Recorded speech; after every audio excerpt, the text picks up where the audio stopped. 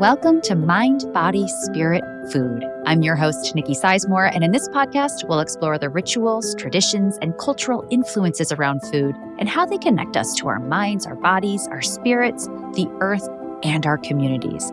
This is a space that's dedicated to bringing more presence, ease, and joy into the process of feeding ourselves.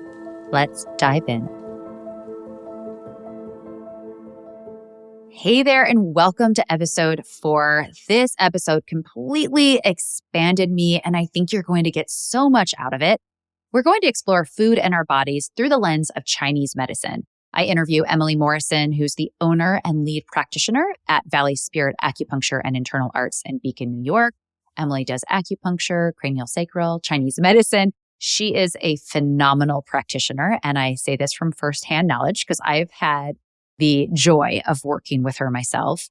In this episode, Emily offers easy, applicable tips for how to nourish ourselves, not only year-round, but also right now, in the middle of winter, as well as we head into that tricky transition between winter and spring, which for me personally is always the hardest time on my body. And guess what? As Emily explains, that's totally normal. I think you're going to walk away with a whole new perspective on how to honor your body during this season and how our bodies are so connected to the world around us. As always, if this work resonates with you, be sure to leave a comment or share it. It really goes a long way in supporting the podcast. All right, I can't wait for you guys to listen. So let's dive in. Emily. Hi. Hi, welcome. Thank you for having me. I'm so glad that you're here. And I'm so excited to dive in. I'm going to start with a question that I ask all my guests, just for us to get to know you a little bit more. And the question is, what is your cultural upbringing and how did that influence your relationship to food? Yeah, I grew up in the US. I grew up in Florida. So it's a lot of American culture. However, my mother is a pediatric dietitian, and as a nutritionist, she focused a lot on food. She was in school while she was raising us on her own. And so I was very much involved with her process around exploring that and her bringing things home and experimenting on us as children.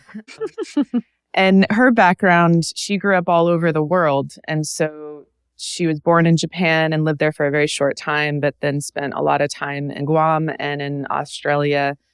And so she had some influences from that as far as specifically Asian cuisine that seemed to really be a strong piece of that side of the family. My dad's side of the family was meat and potatoes and baked goods, which was delicious and is delicious as well. So my mom really looked a lot at creating balanced meals. We had milk for every meal, which as a kid, I remember those days. Which is so interesting to me now because I don't drink milk. I don't give my kids milk. We do oat milk and all of that. Yep. So it's interesting, but I can see a lot of the similarities in having vegetables and having meat and having only vegetable meals and all of these things. Mm-hmm. But she was also a lot more strict around it, counting calories and making sure that the portions were specific to a certain degree. Mm. And that changed as she went through her progression in her own education. Like most people do when they first start school, they're very regimented about doing it the way that it's taught. Yeah. And then as they explore it themselves, they have a better understanding of what works and what doesn't work because it is individualized, right? Yes. And I feel with her background and the influences that she had on me, there wasn't a whole lot of space for individuality around diet. It was this is what's good for everybody of this age group. This is what's good for everybody of this age group. And there was no talk of seasonal diets or local foods as much, or even what one body needs versus another body. And because she worked in pediatrics, she worked with very, very, very sick children. So her focus was always around illness that were genetic disorders from birth. And so she was working with tiny babies and doing crazy stuff. She's wicked smart and capable of understanding things in a way that I never will from a Western perspective of nutrition. But it's also a very specific lens, Yeah. So it didn't always fit into this grander day-to-day idea of things. That's so interesting. I was just speaking with somebody this morning about the lens, even of that generation, was so different. Yeah. And I don't have parents that are nutritionists. However, the idea of the counting the calories and the regimen and the specificity of how we eat, but also, like you said, it was kind of a blanket approach. And this was good versus this was bad. It sounds like your mom had a lot more information, which is great, but I get it. Yeah, it's been interesting as an adult and raising my own children and going into Chinese medicine and exploring nutrition within Chinese medicine a little bit more than maybe another acupuncturist would, just because everybody has their own interests. And then discussing things with her and kind of seeing this look on her face like, that doesn't compute with what I've learned. And yet she is more and more open-minded, and like she's always learning and she's always educating herself, even though she's retired at this point. And nutrition, like all things in medicine, has changed over the years within the Western scope of things. And there's more and more focus on diet in a different capacity than it used to be. So there's that connection that we can make. And we come from families that are foodies, like we love food. We eat lots of food together. We cook together. My brother's an incredible cook. My mom's an incredible cook. My father was an incredible cook. I like to think I'm a good cook. And so food is a very big piece of our family's social dynamics. Exactly. It's so interesting because that's exactly right. Like while we had mixed messages as kids, I think, about food, and I certainly have my own complicated history with food.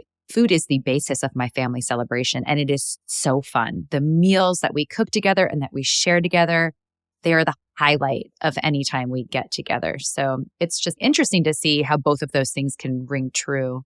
But that leads me to my next question is, what led you into acupuncture and your interest in Chinese medicine? Well, that's a big question. Like most things for people, I think that there's a timeline of many different experiences that lead to bigger experiences. And for me, like I got into body work when I was very young, when I was about 23 years old. I'm 40 now, almost 41. And I was in school for art and theater and all of these creative aspects. And I thought I was going to go into art therapy. And I applied to the university for painting specifically. And they're like, your paintings are too flat, but we really like your sculpture, but you need one more class and you can reapply next year. And at the same time, I'd been training in ninjutsu. I'm a Japanese martial arts ninjas, because who doesn't want to be a ninja when they're 18 or younger or older? And my sensei at the time was the first one to really introduce me to the idea of looking at a body and examining energy.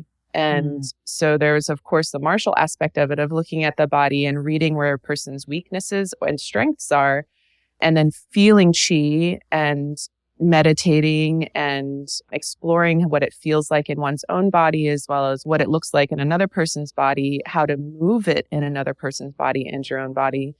And then he really started showing us, I was the only woman in this class actually, and I was 18 when I started with him, how to look at a body and find areas of imbalance as far as illness goes. So he had some people come in and we each worked with one, and we would just sit off to the side and we would look at their body, and he's like, scan their body and tell me where you think their illness is. And I immediately went to this woman's liver. I didn't know that's where the liver was at that time. And I just wanted to put my hands there. And so he said, okay, put your hands on this area and then just feel this energy. And so this was like a pretty mind-blowing experience for me. And to have the woman then tell me that I think she had hepatitis. And so she was having all of these issues, and it was all in the areas where I was drawn to. And so it was very validating in that sense. And it was also really intriguing. And so continuing to work with that sensei, he taught me more about placing hands on the body, how to move energy. And he told me, he's like, Emily, I think that you have a future in body work and medicine, and I would highly encourage you to go that direction. And so I didn't right then. I tried to go to art school. And when that was thrown in my face of like not really being an option right then, I very quickly was like, okay, I'm going to massage school. It was like the door just opened and I was like, okay, I'm going to follow this path. And so I did an intensive 6-month education in Florida there. And it just started opening up more doors. And while I was in that school, they had a number of classes on Chinese medical theory. And so it was when I first was really told about the 5 phases or the 5 elements, as some people say, and the seasons and all of the corresponding organs to the seasons and the colors and the emotions. And it was just like an inkling, a little tiny bit of information. And then years go by and I practiced as a massage therapist. A couple years go by after I finished that. And I moved out to Portland, Oregon after a few other moves. And about a year after being there, I had been directed towards this specific school that was both martial and medical. And so I started training under that teacher who actually became my husband at one point. He's now not my husband anymore. But it was this opportunity to really combine this love that I had for martial arts that I had set aside when I moved with this continued interest in medicine. And I was already bored with massage therapy. I was already like, this is not enough for me. Yeah. This is awesome and I love it, but it's not enough. I want to be able to do more. I want to understand more. And so through that association, which is the North American Tong Shidao, I was able to continue my education in martial arts and internal martial arts specifically, which is a very important piece because it's all about qi and using movement to heal yourself through qigong as well as through martial movement. Can we just stop for a second? Because I know some listeners out there might be wondering, so what is qi? Because you've said it a few times and I think it would just be good to clarify. Yeah. You know, qi can't really be translated. It has been translated as energy or life force, which is probably the best way to describe it. But qi is what provides us with all of the movement in life that we experience. You can see it as the conductivity of our body. It's also in all of the world, you know, so it's in the earth, it's in the plants, it's in anything that's living and giving off an electromagnetic pulse. So qi moves the blood. So blood is the mother of qi, but qi is the commander of blood. So blood as itself is an inert object. It's heavy, it's thick, it's yin. And qi is this active, moving thing. It's yang. So now we get into a whole nother thing of what is yin and what is yang, which is a big piece of looking at nutritional therapy and Chinese medicine in general. So if we want to get into that, then some simple ways of seeing yin is in the body, it's blood, it's the fluids, it's moisture. In nature, it's nighttime, it's the moon, it's quiet, it's dark, it's soft, it's the holding, it's the solid organs as opposed to the hollow organs. The yang is the hollow organs, which are mostly, the stomach, the intestines, and so on and so forth, the urinary bladder. And in nature, yang is the sun. It's like daytime. It's warmth. It's action. Some people say masculine, while yin is feminine. There's a lot of arguments these days about differentiating them in that sense because of gender identity and looking at male-female aspects. And so I don't always go that direction, but some people still pretty consistently see yang as masculine and yin as feminine. I mean, the list can go on and on. You can split anything into yin and yang, essentially. Yes, but I think that's just helping us set the framework as you tell your story. So thank you. Yeah, you're welcome. Yeah, so then in time, I went to Chinese medicine school in Portland and mostly to just get the license. But while I was there, I really learned a lot about herbalism that I wouldn't have learned otherwise just going through the association, not to the same degree.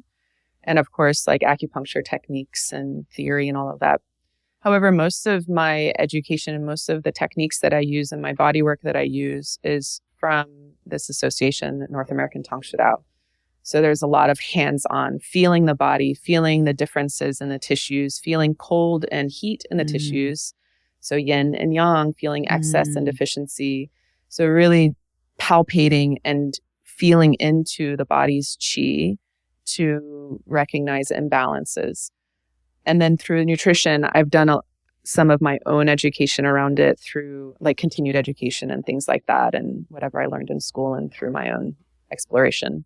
It's so interesting as you say that, because certainly my experience with you being on your table, it's so much more hands-on than any other acupuncture I've ever had. Yeah. And it feels more full body than other acupuncturists that I've worked with. It kind of just feels like you can see, I feel like you can see the entire organism and you're looking at the entire organism, which is so fascinating when I hear about your history, because it all started with energy, right? Like this fascination with energy as an 18-year-old, which is just a magical start to this journey, because really that's what you work with.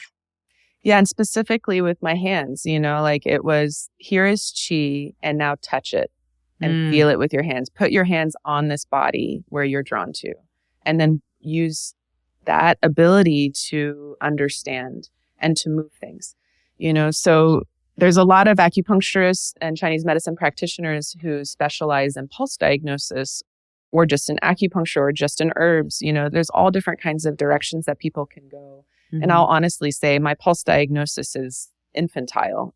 I learned a little bit in school for sure, and just from doing it in practice.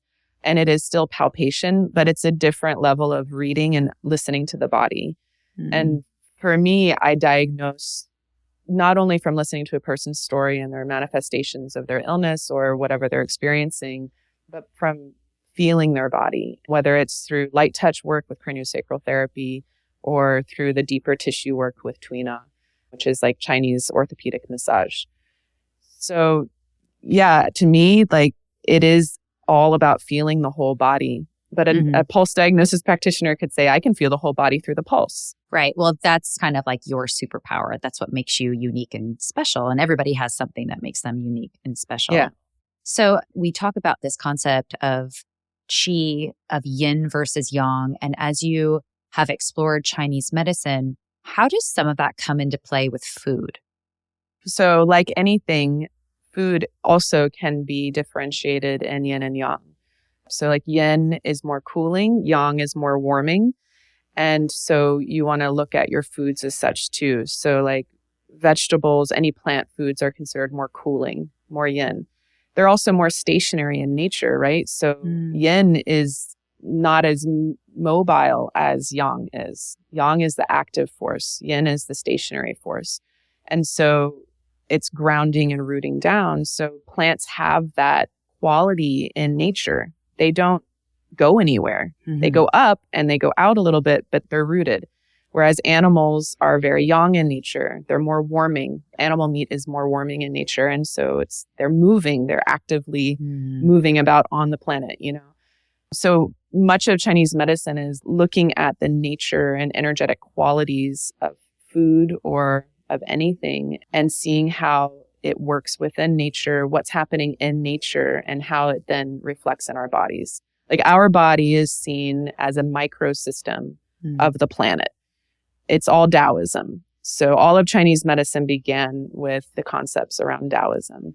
And you can break down every single part of our body and overlay it with the planet.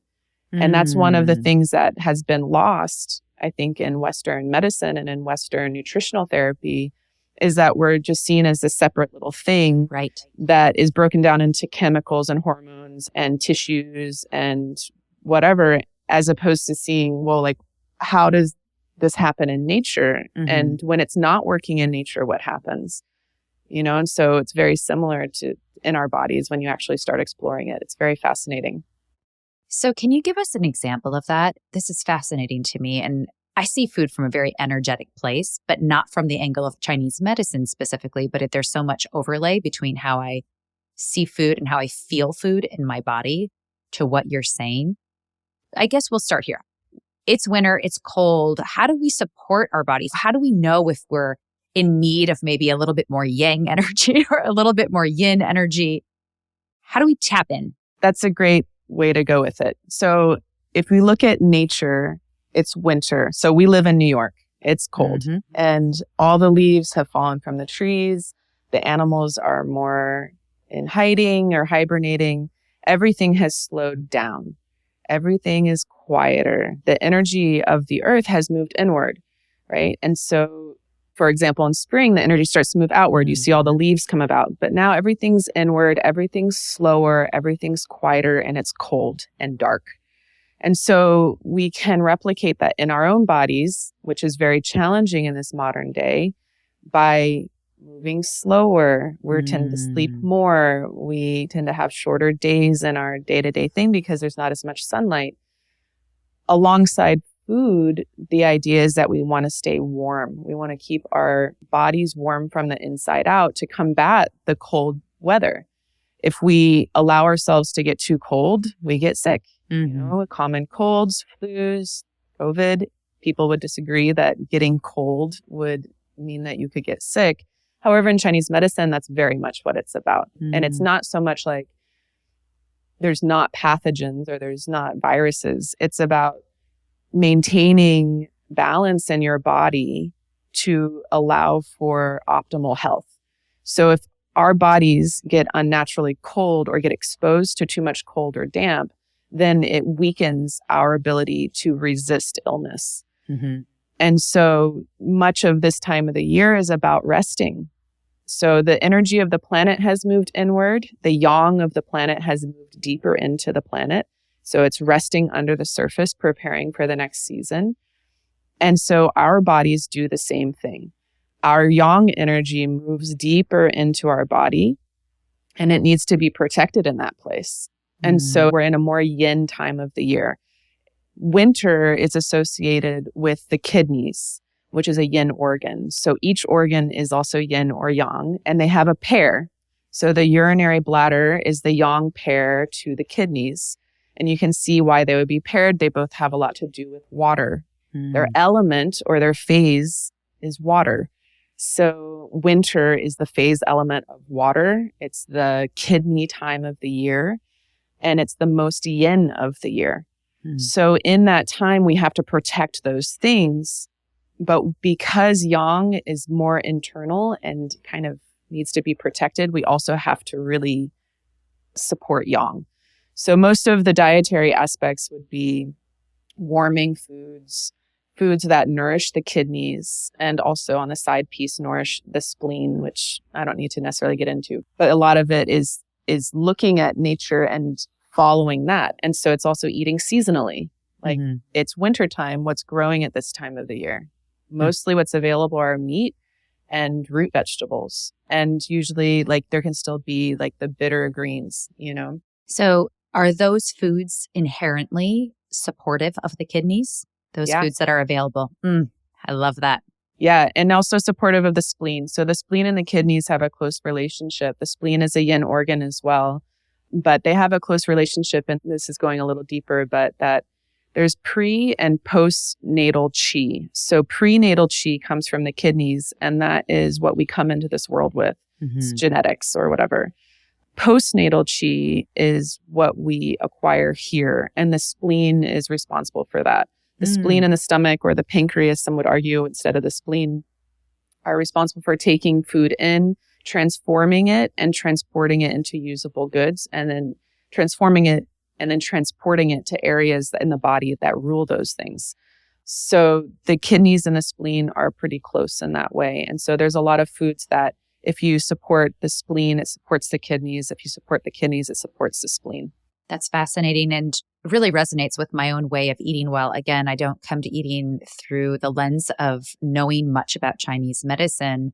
Certainly this time of year, I cannot have cold food. Yeah. I can't. And it definitely impacts my health. And when I first started, I mean, I've studied some Chinese medicine just out of pure pleasure, but it was similar to when I studied Ayurveda. It was so empowering because through the Western lens, we're never taught to slow down, right, from a physical standpoint, but also that our bodies will change and that the things that we need, I guess the things that we need don't come from that regimented calorie in versus calorie out perspective.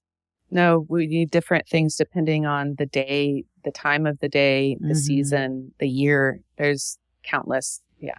Yeah. And when we honor that, we are at our best, at least for me, I can say I'm at my best physically and emotionally.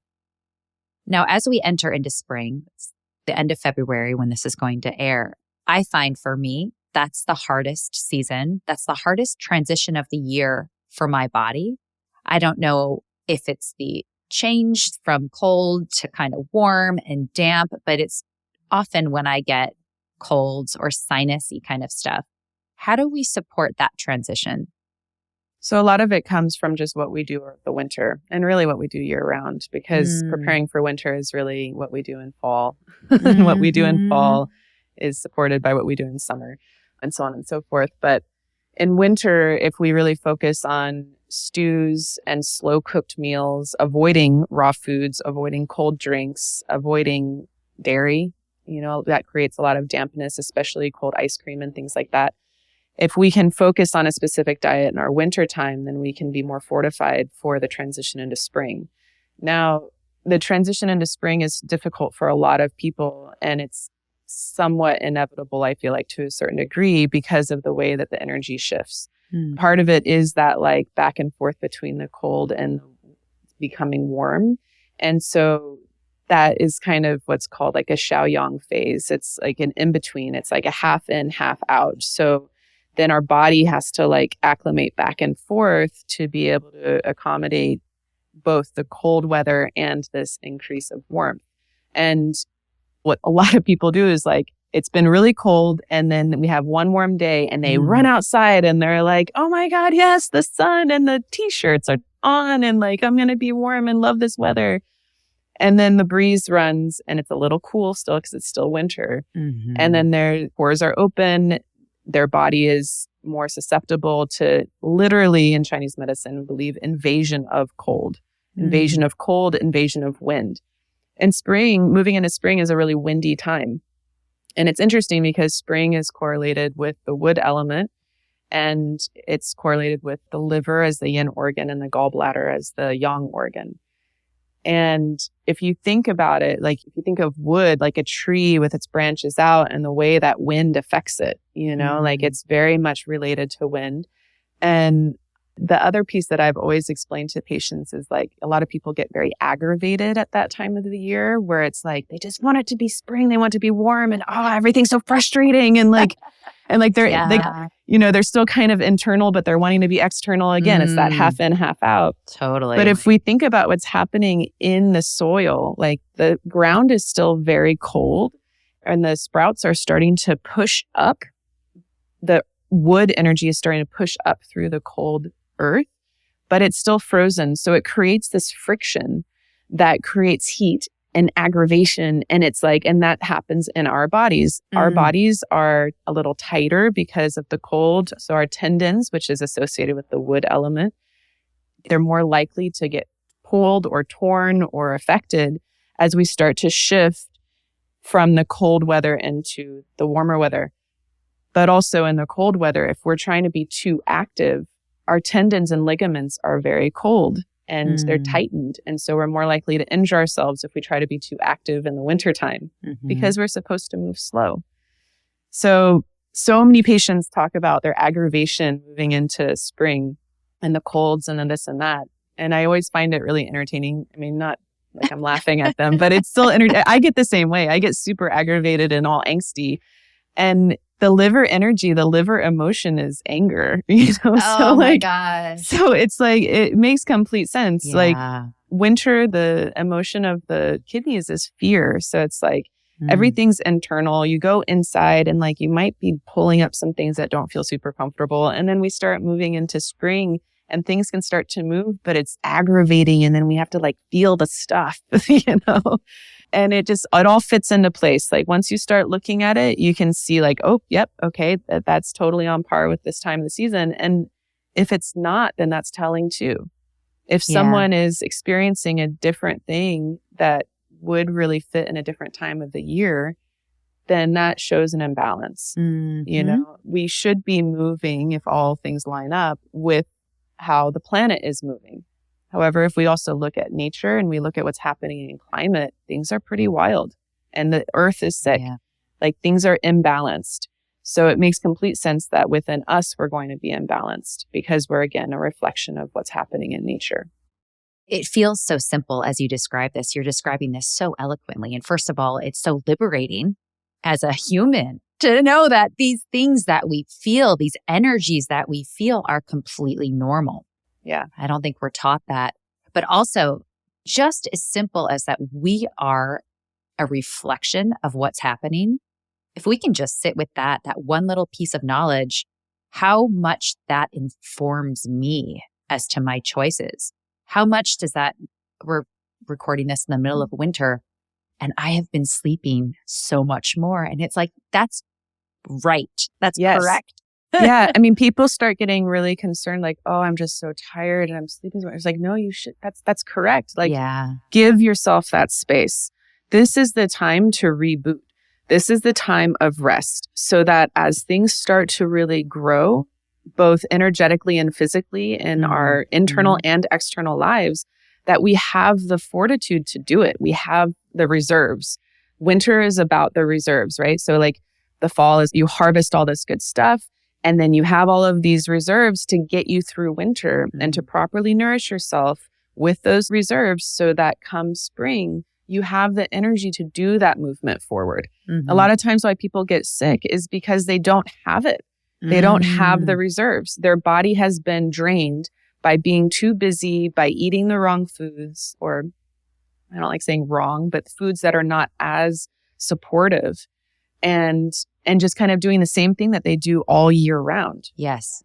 Right. And we can't do that. Like if we want to have longevity and we want to also create a new kind of mentality around our day-to-day lives and around our connection to nature and to other people, we have to move with the seasons. And that comes with eating more locally. That comes with following, of course, the weather patterns and just having more awareness of those things and saying no to the busy life that is usually pushed upon us in winter. And say, like, there is plenty of time in the rest of the year to be busy like that. Now is the time to prepare so we can do all of those things. And you had asked about what can you do to protect yourself with like from colds and things like that moving into spring. And I said a little bit as far as just making sure to eat the right foods, but a lot of it is keeping yourself covered, keeping yourself bundled, preventing yourself from getting exposed to too much wind or cold as the sun sets and it gets a little chillier. But there's also all kinds of things from, you know, of course, meditation and movement and then doing different things depending on the time of the year to properly move into that phase. And of course, there's supplements and all that. But again, it's individualized. What one person needs is going to be very different than what another person needs. But a blanket statement would be like, keep yourself warm, keep yourself covered. And when you start moving again, move slowly. Like get into movement with a consciousness around letting your tissues, letting your tendons defrost. You know, you can't just put it like a frozen chicken directly in the oven and cook it, right? You have to put it in water, which is yin, you know, like you let it defrost slowly or you put it in the fridge and let it do it slowly. So we can't just rush into things and expect for our bodies to just bounce back. That is so beautiful. And I'm so visual. And that just makes all the sense in the world. So for you personally, since we are all individual bodies, as we head into March, what are some of the foods that you crave, that you love to feed yourself? And this is, for all of you listening, this is just a very personal preference through the lens of Emily. Yeah, I mean, for right now, I'm still doing lots of warming foods, and stews and soups are my all-time favorite. Like even for breakfast, I'll put an egg on it and be like, that's breakfast. Me too. Lots of like congee, rice porridge, grain porridge. And then I'll maintain that, honestly. With living in New York, I grew up in Florida, and so it was very different there with how I would live. But living in New York, I maintain the warm foods far into April. I do start introducing like sprouts and greens more into my diet, but I'm not one to really do a lot of raw food. My gut also does not agree with it almost year round. If I eat salads and things in the summertime, I have to be conscious of how much I do that. I never do smoothies for breakfast ever, period. If I do, it's in the height of summer and I still put ginger in it. and cinnamon, you know? So that's personally for me. In general, I recommend nobody does smoothies for breakfast anyway. But I certainly can't do it. Yeah. A lot of people look at me like, what the hell am I supposed to do then? You know, but it's fine. And so I continue doing bone broth. Bone broth is a big staple for me throughout the winter and into spring. Yeah. Honestly, I would do bone broth from when the weather starts cooling in September all the way through April and part of May. Yep. I have bone broth every morning as well. It's one of my favorite for my specific body. Yeah. Though I'm also like a warm food person. And just like you, I love a savory soup or stew for breakfast. I love warming things, but bone broth I could do all year round. I just love that warmth that it provides me. And I do feel like it energizes me as well. I have one more question for you. And I just want to say thank you, Emily. I have learned so much and I feel like I'm so much more empowered and expanded to have access to this other way of seeing not only our bodies, but the foods we eat and the world we live in. And this connection is so important. And in this Western world that you and I live in, that connection is not taught. And so you've just explained things so eloquently and so simply. But this last question is just super fun and it has nothing to do with any of this, but it is. If it was your last meal on earth, what would it be? Oh, man. I love Japanese food. Honestly, like Asian food in general. I don't know that I could say a specific thing. Oh man, that's so hard. I love food so much. How could I just choose one? I always say what I would say, like when I had to do this for myself on the first episode, and I said, what I will say right now will change in an hour. Yeah. Like my favorite food changes by the hour according to how I feel. So Absolutely. You can just say whatever is right now. If I handed you a plate, what would it be? Oh man, you know, it's so funny because like now what's really strong in my mind is like my mom's, of all things, meatloaf with mashed potatoes and green beans. Yes. My mom started doing this thing once I had my kids, her grandkids, and she started making what she calls a foot loaf. And she makes it into the shape of a foot. She didn't do this when I was a kid, thank God. And then makes the toenails out of onion. Oh, stop. It's really a foot? Oh, but and then when it cooks and it's got like the red sauce on it, it's like it's been cut off at the ankle. And then the toenails are all like weird because the onions got cooked. You have to send me a photo of this. It's the funniest thing. My kids get a trip out of it. Apparently I do too. But it's so good. And it's like that nourishing meat and potato and veggie. I mean, I'm very Irish too. So like all of that is just like nourished goodness. But I think that would maybe be my last meal. I am here for it. That sounds amazing. Well, thank you so much. I think that everyone who listens is going to get so much out of this episode. Where can people find you if they want to connect with you? I'd like to say thank you. You know, I've never been asked to do a podcast. And I mean, I've talked with you enough to where it's pleasant and easy, you know. So thank you for this opportunity. And as far as finding me, my clinic is in Beacon, New York. It's called Valley Spirit Acupuncture and Internal Arts. So we practice acupuncture and Chinese internal arts or martial arts. And it's also a community space for all kinds of things. And the website is Vsaia.com. So it's VSAIA.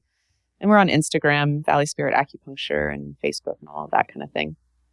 Awesome. Well, thank you again. And I hope to have you back as the seasons change and maybe we can delve into some of the other ways we can support ourselves in reflection to what's going on the outside. I would love that. Thank you so much for having me. Thank you. Thank you so much for listening. If this work resonates with you in any way, you can support it by leaving a review or comment or sharing it with friends. Also, you can sign up for the newsletter, Mind, Body, Spirit, Food. And by becoming a paid member for just $5 a month, you help fund this entire project. Thank you so much to all of you who are already subscribed, especially to those paid subscribers. This work could not happen without you. I'm Nikki Sizemore, and as always, remember to nourish yourself with intention and love.